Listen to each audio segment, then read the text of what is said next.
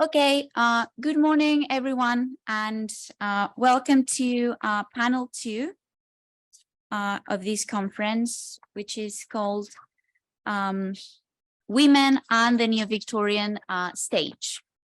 So our first speaker is Ester Díaz Morillo.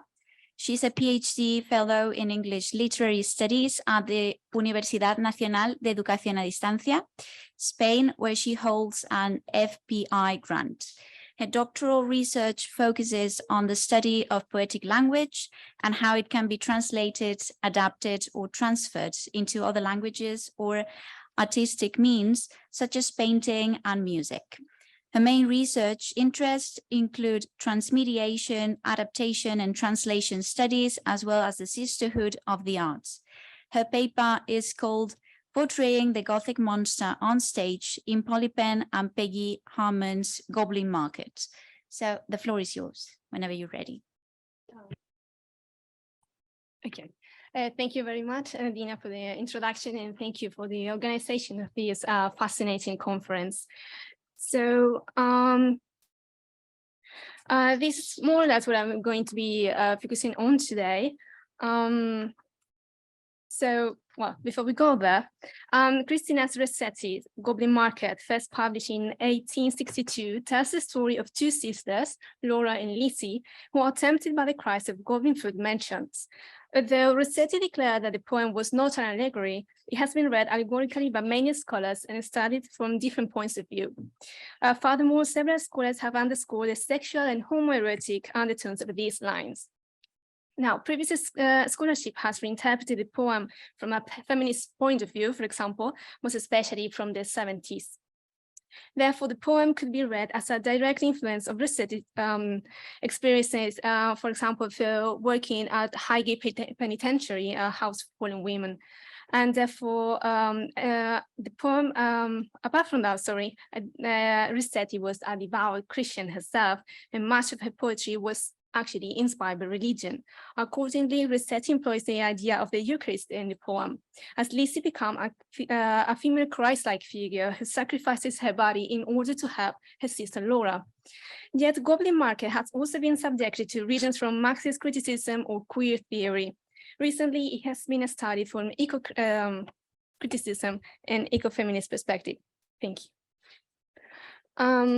But not only its ambiguity has attracted artists to this poem, but also its sensuousness.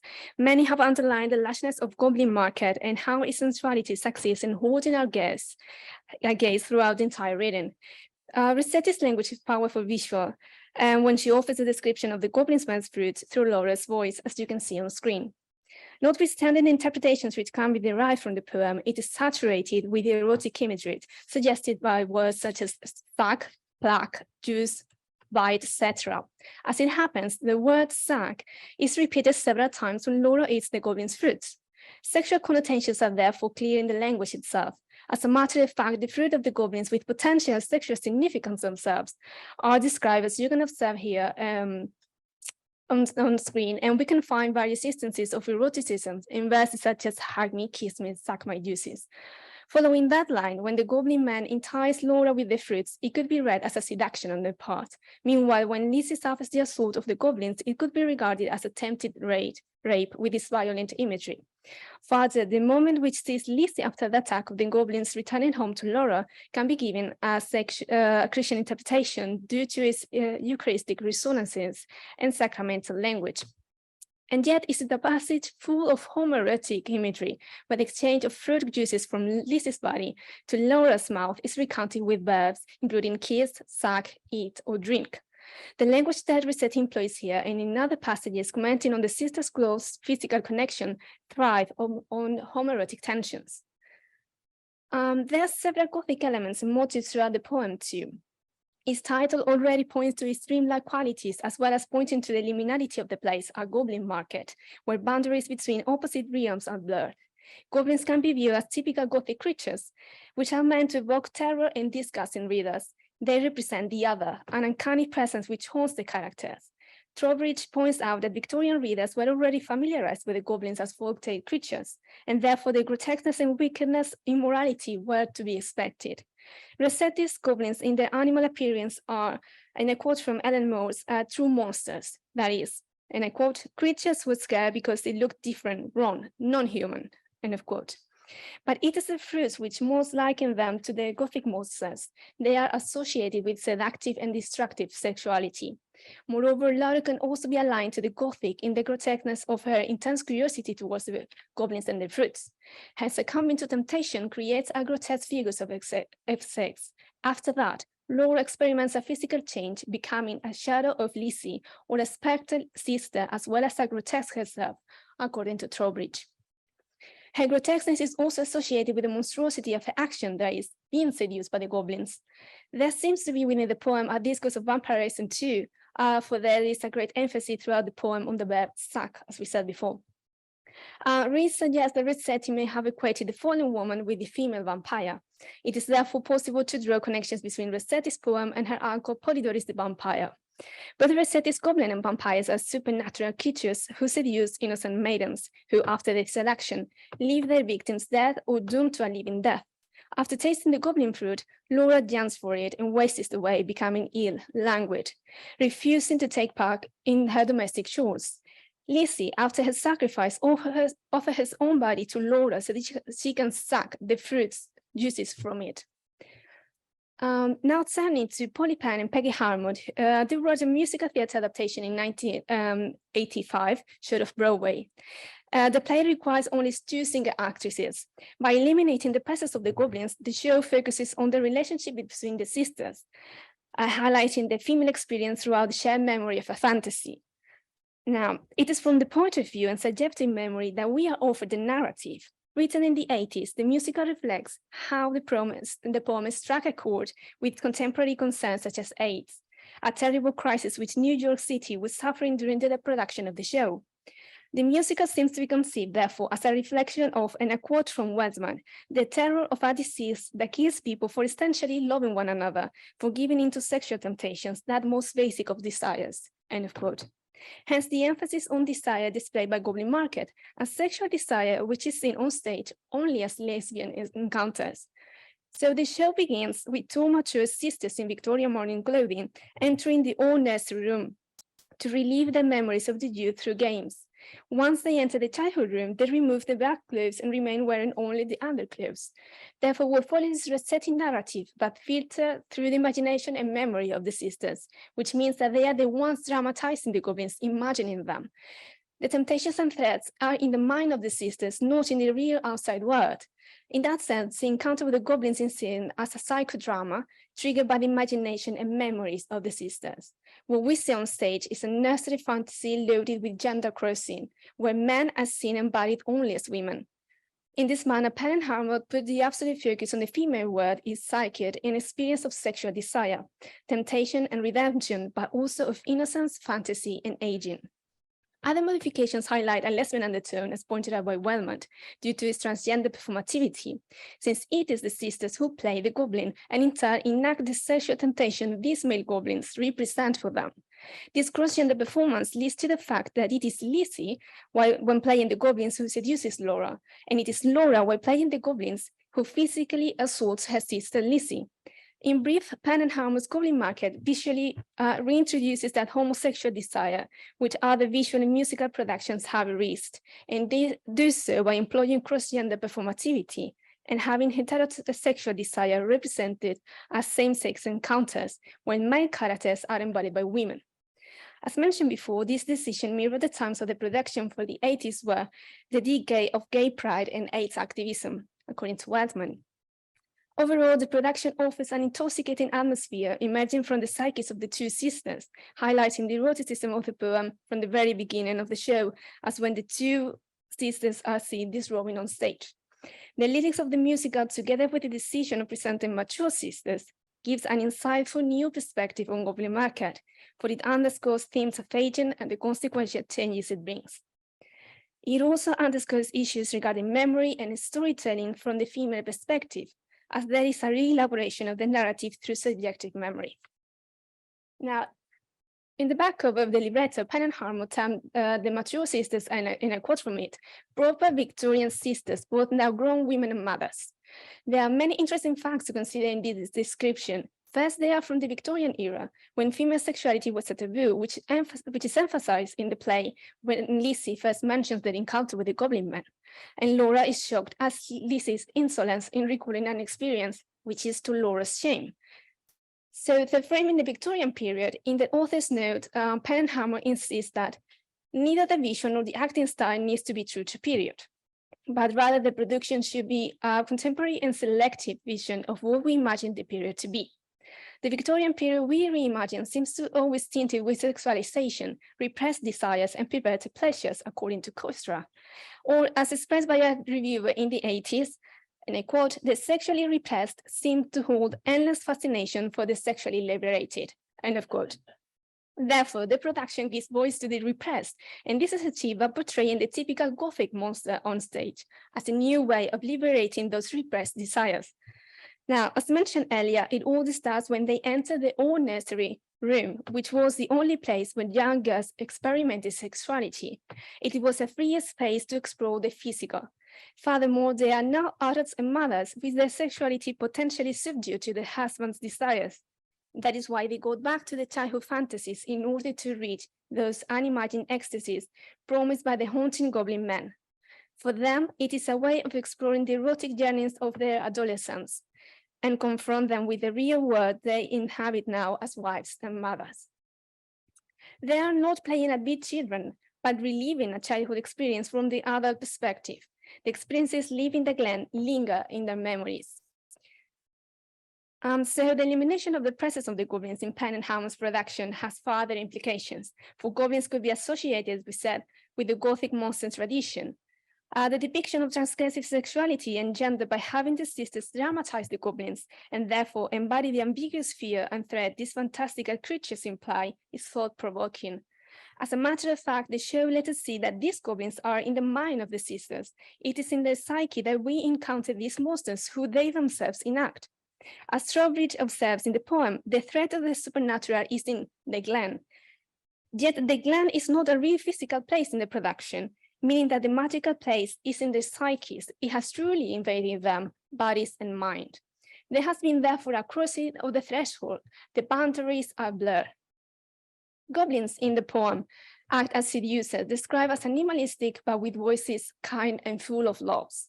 And the sisters at first do not fear them. It is only when Lizzie refuses to eat the fruit that these creatures become savage. Trowbridge argued that we could draw a parallel between the goblins and the beast and the fairy tale, the Beauty and the Beast.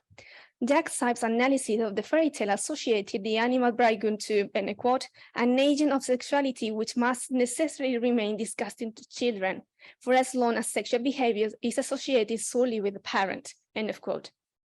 In that line, Rossetti's goblins could be read as, and I quote from Trowbridge, "men who decide the girls before they are ready to explore their sexuality," end of quote. The sisters' adventures in the woods when they were younger could be seen as an exploration of emergent sexuality, but that exploration in the glen could also be associated to queer readings of the poem, which have been explored in illustrations such as those by Kraft and Painter, where lesbianism is seen as the cure for Laura's Fall. Following that line, these goblin monsters can be read as representing repressed homosexuality. Therefore, it is through games that these sisters might give free rein to their repressed sexuality. Furthermore, monsters in fairy tales represent the unconscious, and I quote from Trowbridge again, "that the other of which the child is afraid without recognizing that it is part of them," end of quote. It is the female psyche and the unconscious that is the central point in this musical production, especially as regards sexuality and desire. The grotesqueness of Rossetti's Goblin is transferred to the sisters on stage, revealing a fear for one's soul, of its immortality, of its inward ugliness. In that line, Gilbert and Gouvard suggest that the goblins are part of the female psyche, as, and I quote, "the serious little creatures so many women writers have recorded encountering in the haunting glades of their own minds, harrying, scurrying, fairy rat-like eats or eats, inescapable incubi," end of quote. Peggy and Harmon seem to take this cue, choosing to reflect the psyche of two other sisters and the sexual nightmares, portraying thus a form of threatening other. It is also noteworthy to say that these fantasies take place, as I said before, in the nursery room, for the poems to childish sexuality associated with, and in Moore's own words, the night side of the Victorian nursery. In that sense, Morse observes that it was, in a quote from her, the rough and tumble sexuality of the nursery which loomed large for sisters, end of quote. Both the poem and the theatre production can point to this, in Marsh's words, unconscious fantasy life of children. But in this case, we only have two sisters exploring a fantastical space of sexuality, where children's game take on, in a quote from Morse again, outsized proportions and powerful erotic overtones in the adult imaginations. It could be seen as a cry to return to the savagery of girlhood. In fact, Morse argues that Rossetti's Goblin Market is, in a quote from her, about the erotic life of children. It might be a telling of erotic awakening, which infuses real terror in these girls, as they are discovering these new feelings, which they can only confront through fantasy games and by dramatizing male, but also ugly and terrifying monsters. As a matter of fact, there is an emphasis on evoking the innocence of childhood and the longing an adult may feel for that lost state, especially when talking about women, for that the age of innocence is forever lost. In that adulthood, both sisters can reflect on the inability of aging and mutability. As the narrative is presented as a flashback, these goblins monsters may also represent that loss of innocence. So, as we only have a few minutes, I'm going to briefly say that what we said before, that there's a vampiric discourse to be read in the poem too, and as such, on stage, Laura is both victim and is seen as a female vampire. So her actions and grotesque curiosity can be linked to monstrosity. And if a fall into temptation is read in sexual terms, and given that female sexuality was regarded as a demonized force in Victorian times, Laura's choice to lets us see her inability to control her own sexual desires. So returning to Morse's statement that Rossetti's goblins are true monsters and the Goblin Market is about the erotic life of children, we can see that sexuality is seen as a monster which haunted the psyche of the sisters when they were younger, girls coming to terms with their own sexual desires and sexuality. So I don't have much time left, but now, very quickly, speaking of gender, Whitman references to Judith Butler's gender theory, in which, as you can see, we take that if gender is constituted by performance, if performance constructs rather than reveals a pre-existing gender, then the fact that the two sisters for Goblin Market also perform the roles of the sexually symbolic male goblins establishes the characters as goblin men.